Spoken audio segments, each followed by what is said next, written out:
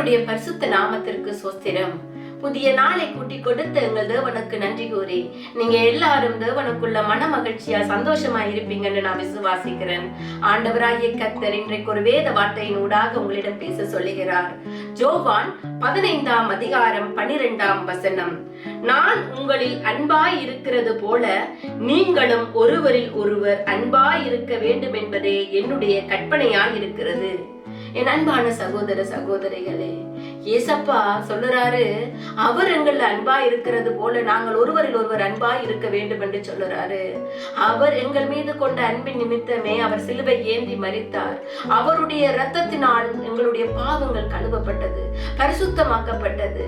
அப்ப ஆண்டவர் எங்கள் மீது கொண்ட அன்பின் நிமித்தமே அவர் சிலுவை ஏந்தினார். அப்ப நாங்களும் அதே அன்பை பிறர்ல செலுத்த வேண்டும் என்று சொல்லுறாரு. அன்பு உடையவர்களாக வாழ வேண்டும் என்று சொல்லுறாரு. இப்ப இருக்கிற காலகட்டங்களில் அநேக குடும்பங்கள் பிரிந்து போயிருக்குது. ஏனென்றா அன்பு தனிந்து போயிட்டு எத்தனையோ கூட்டு குடும்பங்கள் தனி குடும்பங்களாக மாறிக்கொண்டு வருகிறது. ஏனென்றா அங்க அன்பு இல்ல.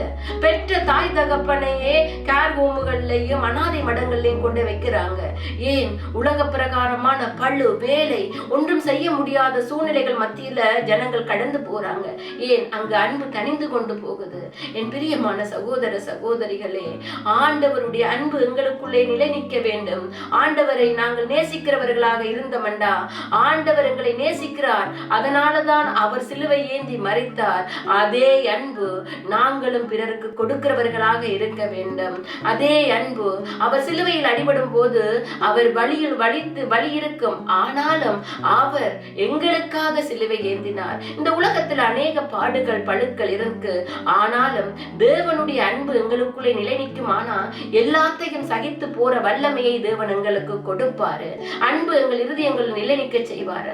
ஆண்டவரை அன்னிதினம் தேடுங்கள். அவர் வழியில் நடந்து வரும்போது ஆண்டவர் உங்களை மென்மேலும் ஆசீர்வதிப்பார். ஆண்டவரை நோக்கி ஒரு சின்ன ஜெபம். அன்பான தகப்பனே, இந்த வீடியோவை பார்த்து கொண்டிருக்கிற பிள்ளைகள் ஒவ்வொருவர் மீதும் உமது வலது கரம் படட்டும். ஆண்டவரே, உலக பிரகாரமான பழுக்கள் எங்களை தாக்குவதனால் நாங்கள் உறவுகளுக்கிடையே இருந்து விலத்தி நடக்கிறோம். ஆண்டவரே, இருதயத்திலிருந்து உமது அன்பு வெளிப்படட்டும். ஆண்டவரே, முடிவு பரியந்தம் உம்மோடு நிலை நிற்க உம்முடைய அன்பின் சாயலாக மாற எங்களுக்கு உதவி செய்யுங்க. இயேசுவின் நாமத்தில் ஜெபம் கேட்டு நிற்கிறோம் பிதாவே, ஆமென். நீங்கள் எல்லோரும் மிகவும் விசேஷமான நீங்க. ஆண்டவர் உங்களை ஆசீர்வதிப்பார்.